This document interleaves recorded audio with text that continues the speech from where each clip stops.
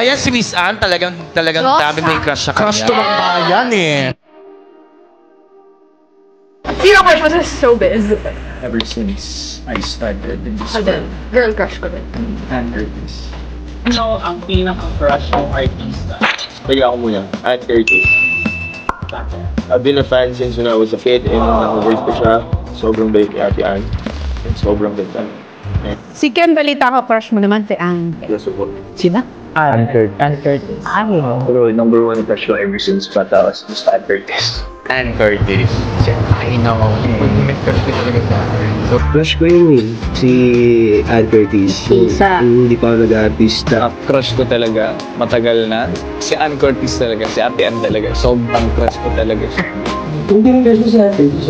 Ann Curtis na pala. Siguro si Ann Curtis. Awan para sa akin, siguro si Ann Curtis. Si Ate Ann Curtis. Ako si ano din, ito may crush, si Ann Curtis din. Pwede ba namin malaman ang crush nyo dito sa showbiz, man? Ikaw, babe. So cute. Guys, kinabahan kasi ng John Lee. Teka yun ah. Crush ko si Ann. Thank you. Thank you. Going to Kuya Erwan, meron ikaw na lang crush. Thank you, baby boy. Jug, sino first crush mo sa mga artista dati? Ann Curtis. Si Ate Ann kasi parang ano talaga, ideal girl. Gusto niyo matanggal. Kasi, yung siya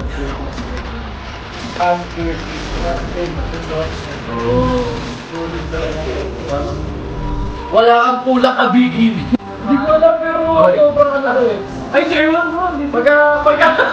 Pagka nabigyan ka ng pagkakataon na jumain ka, Brad. Parang panalo ka na eh. Mas pipiliin mo yung Ann Curtis kesa sa 1 billion na doon ka ba? Curtis. I would say, I mean, Ann Curtis.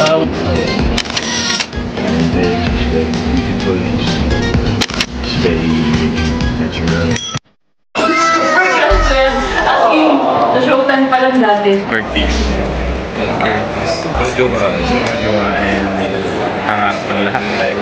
Oh yeah, merong isang celebrity, kilala natin. Dumating dito si Justin Bieber, tapos kinahingi niya yung number ng kakilala nating girl. Pinatanong dun sa crew, pinakuha yung number niya, pero hindi binigay. Nagmaganda si girl, yung iba lang. Kasi tago natin sa pangalang Curtis.